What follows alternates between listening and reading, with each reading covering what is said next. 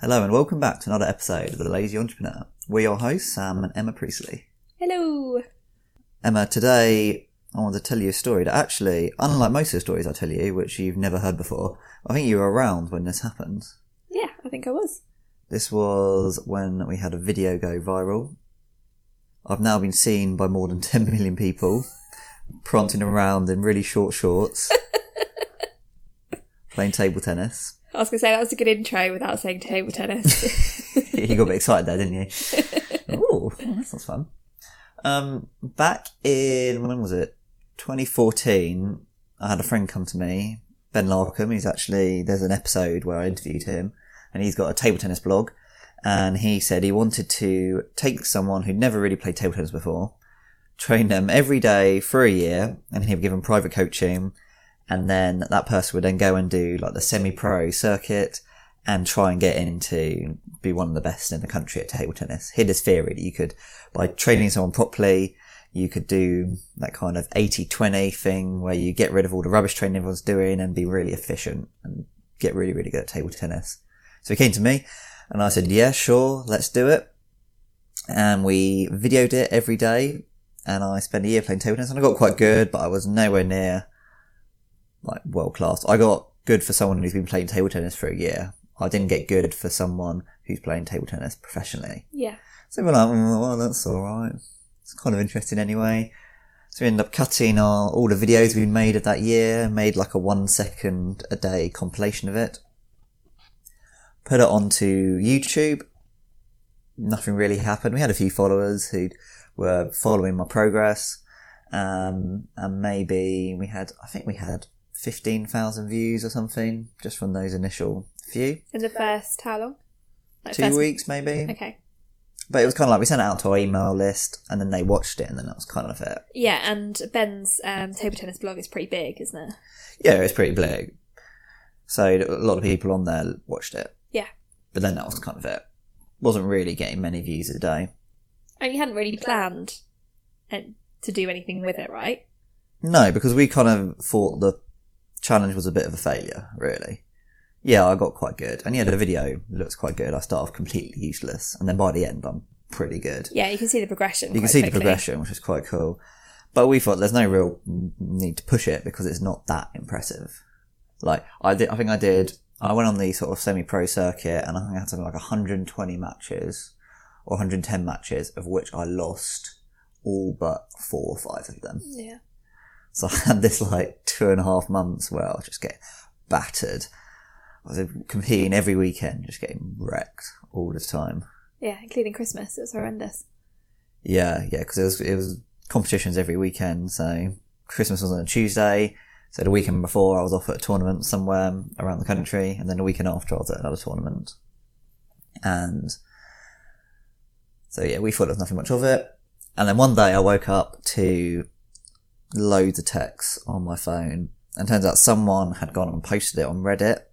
And I think because it's just a bit weird, like the idea that someone spent a year playing table tennis and putting it together. It's quite niche. Yeah. So people kind of loved it.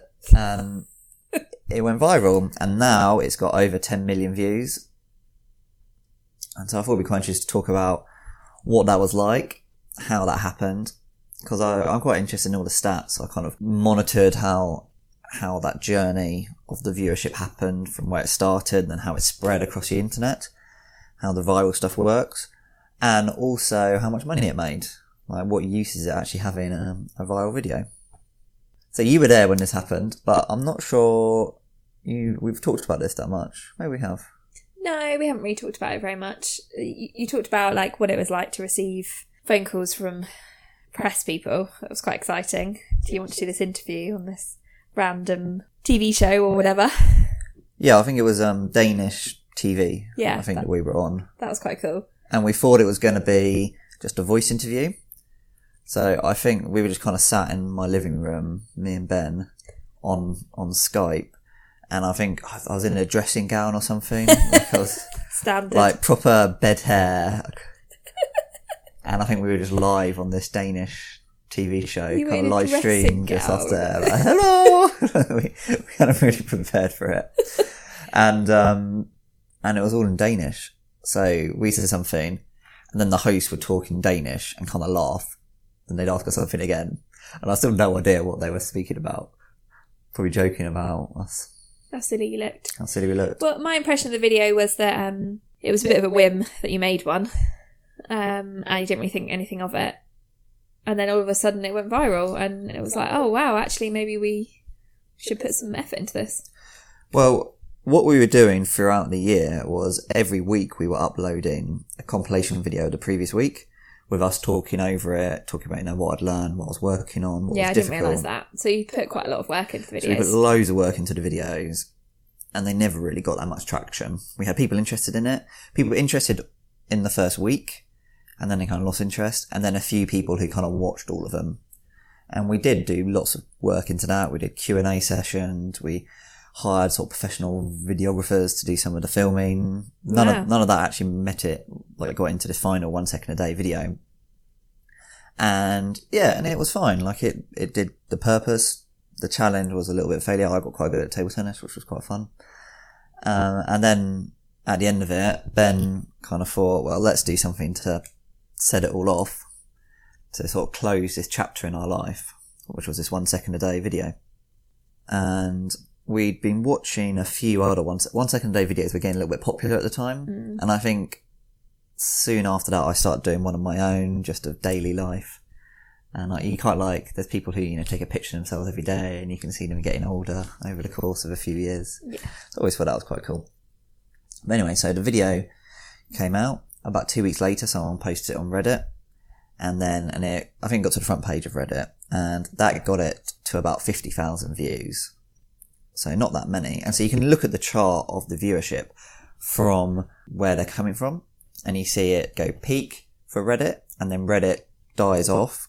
And just as it is almost dead, the traffic coming from Reddit, you start seeing the other ones pick up. And basically what happened is that as soon as it started appearing on that sort of trending section in YouTube, and people, like other media personalities and writers sort of saw it on the front page of Reddit, they started writing articles about it. Yeah. And then after about 5 hours, I reckon, from it being posted on Reddit, we started seeing all these other articles start popping up around the internet on Huffington Post and Lad Bible and The Telegraph and BBC News and BuzzFeed and amazing, all these different places. And then that got it a few more views, and I think that got it to about 1.5 million. In so how long? Maybe 3 or 4 days. Wow. So we had 50,000 from Reddit, which started it all off. Then 1.5 million from all these other news sites. And then over the next year and a half, the other 8.5 million, the vast majority of the views, just came from the YouTube algorithm slowly feeding it traffic. Wow. Sort of a few 100,000 every month. It's so interesting, isn't it? Thinking that Reddit started it and it was only 50,000. That's it. It was this kind of little explosion, really, which showed people were interested. 50,000 of the 10 million. Yeah, it's amazing. But you couldn't have one without the other. No. You couldn't have one without the other. There was something about Reddit that momentum sort of pushed it everywhere else. And it was interesting. I found it really interesting that the vast majority ended up just coming from YouTube. So YouTube would obviously, they've got their algorithms to work out what it is that people actually want to look at. And there must be something about that initial momentum, and then all the traffic coming from all these other reputable websites that made them think this is good, and then just keep feeding traffic for years to come. And it still gets 50,000 to 100,000 views 4 or 5 years later. That was quite interesting. And also feel like the sort of thing you can replicate. It can't be that difficult to force those initial views. Getting to the front page of Reddit is the sort of thing you can pay a black hat hacker type person to do. It was interesting. So I've never really tried to repeat it, but it's always something in my mind that actually to get that 10 million views, you only need a very small fraction of that, but in a short space of time, in the right place, for it then to sort of spread throughout the internet. The other thing that was really interesting was how inaccurate a lot of the articles ended up being. Yeah, that's what I was going to say. Did you have any involvement in the content of those articles, like BBC, Huffington Post, the more Telegraph, the more well-known? So the Telegraph was the only interview we did. with a journalist at the time. Was that a phone call? That was a phone call, yeah. The BBC article was actually written about 6 months later, and that was a lot more in depth and a lot better. So that was actually quite good. And the person spent maybe a couple of weeks writing that. Wow. Whereas all the other articles were stuff that people had written in probably about half an hour. Yeah. Just to get the content out there. Yeah. And there was so much inaccuracies. Bear in mind, this was a challenge that effectively I failed. Spent ages trying to get good and didn't get, wasn't even in the top 1,000, say, in the UK. And the articles were saying stuff like, he's now a professional table tennis player, that he's the best in England, that he smashed a challenge, that this proves that anything's possible. But that's what the readers want to hear, isn't it? They want the positive spin. And these are reputable places as well. And you just think they just haven't really bothered doing any background research. No. Because they've just wanted to get the article out as quickly as possible. And the Chinese whispers of it, where are they getting information from? Some of them, the better written ones, would have links to our website. We had a website, expertintheyear.com, and they'd link to that. But most of them wouldn't have read that, where it was quite obvious. We wrote a short, sharp description of what happened. And but most people just never bothered going to that, and they just reference other articles that they'd read, who'd been written just as quickly by someone with no knowledge of anything. And it's just this Chinese whispers where each one's slightly exaggerating on the last one they read until it's not really truthful at all. Some of them got the name wrong. They said it was Ben Larkham who learnt, where actually he was the one who coached me. A lot of them spelt my surname wrong. That seems to happen all the time anyway. Yeah, it happens in life. It was just, it was quite eye-opening, I thought. Because generally you kind of had this idea that, or at least I did, that at least the facts in sort of mainstream media is fact-checked. But these obviously just wasn't. So that is what happened. I thought then it'd be quite interesting to talk about what the sort of effects that has been, how valuable actually is a viral video, how much has it made, and how has it affected my other businesses. Yeah, how did you monetize it? So YouTube itself has a monetization algorithm type thing where it should put adverts before and after.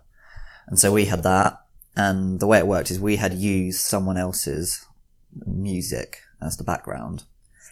And what YouTube did is it split the royalties between us and the person and the musician. Wow. And so the total royalties came to about $2,000 per million views, of which we got about half of that. Wow.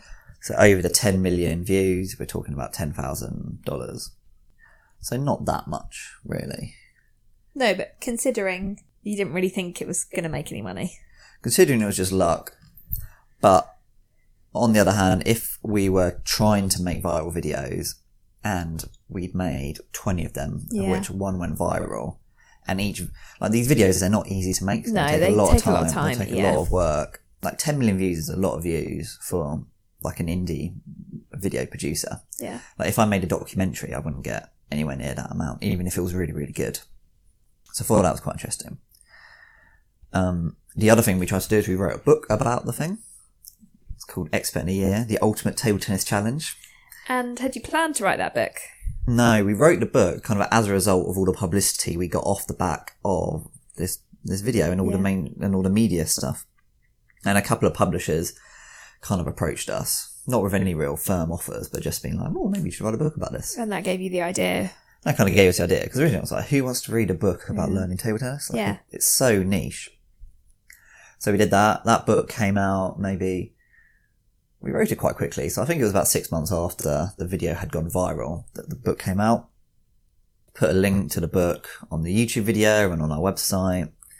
And I don't think we got hardly any sales of the book as a result of the video. So I think we sold about 5,000 copies in total, of which I reckon most of them are because we kind of gamed the Amazon algorithms a little bit, and so we were the bestseller in table tennis for 2-3 years. So anytime you search for a table tennis book on Amazon, ours would come up. So I think that's where the vast majority of those sales come. We basically found the little niche table tennis books that nobody's written books for before, really, and then just were the top result for that for a long time.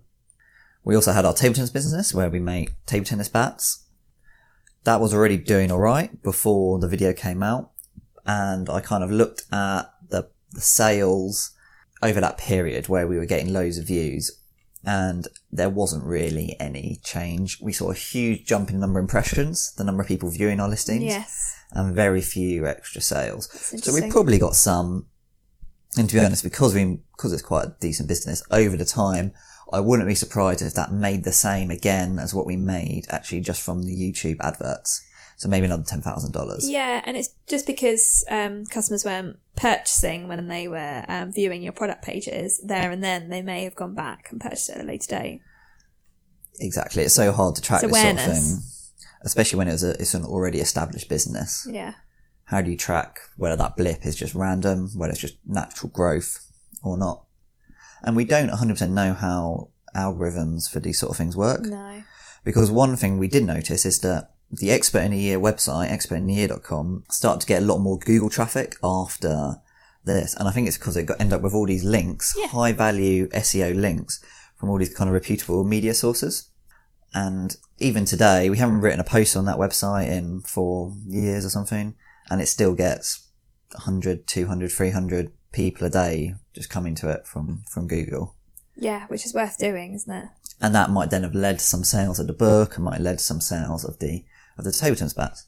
And it's probably also worth saying is that people weren't interested in the video because of table tennis. They were interested in the video because of the learning behind The challenge, yeah. Like going from not knowing something to getting quite good at it by being dedicated and putting in the work, and obviously being a bit of a clumsy. I think in the BBC article they called me an uncoordinated computer geek, which is one of your favourite terms. Oh, it really is. It makes me laugh so much. And I think people quite like that, seeing that being rubbish to being Yeah. quite good, seeing that you can improve. So if we'd written a book about progress, about conquering your goals, that might have done a lot better. Whereas, yeah, not many people actually went there and then started playing table tennis and then bought a table tennis bat. We did actually try and transition a little bit. We started a podcast, the Expert in a Year podcast, which I think we did maybe 3 or 4 episodes of before stopping. We did, on the website, we changed it a little bit to try and become an expert in anything in a year, and like a community hub for people doing different challenges to work together. And our kind of idea was that a year is not good enough to make you an expert in anything, but it is good enough to make you good enough. Better than all the people you know, basically. Better than any amateur. Which I still believe. And I went off and I started doing Brazilian Jiu-Jitsu afterwards, and Ben went off and started doing marathon running afterwards. Yeah, more challenges and self-development. And more, challenges and self-development. So we could have made more of it, but we didn't. Really, it was just quite an interesting It's a bit of an interesting experiment, and also quite out of your comfort zone. I think it's really interesting, the combination of creating something that's online, a video, and then it leading to more traditional press, like BBC and Huffington. I know they're online articles, but they are traditional press, which is an industry you and Ben have no experience in. Yes, I agree. And it's a great way to get into those sort of mainstream media type stuff. Because they're looking at what is popular with the people online to decide what they think will be popular with their readers. Yeah. Because we had 50,000 from Reddit, who are kind of the early adopters. Then we had the mainstream media, who's actually had way more reach than Reddit did, but are looking to Reddit for inspiration. Which I think is where the main lesson is there. And something I've been meaning to do more on. Meaning to spend a bit more time experimenting with viral marketing, and just haven't done yet. And one of the reasons I haven't is because you get so much criticism, so many mean comments and stuff, whatever you're doing. I'm playing table tennis for a year. How can you be angry at someone for doing that? It's so ridiculous. And I'm not very good at taking criticism. I take things way too personally. Yeah. There might be 1,000 comments of which 2 were mean, and I remember the mean ones. Yeah. That's the way it is. Well, there we go. Did you find it interesting? Yeah. Yeah, I did. What's next in the viral marketing, and what are you going to do next off the back of this? What are we going to do next? What crazy stunt can we pull? I don't know. We'll think about that. If you have any ideas, listeners, please email us at hello@samprecy.com. And if you have any general feedback for the podcast, you can reach us there as well. But apart from that, I would like to say goodbye Goodbye. and adios.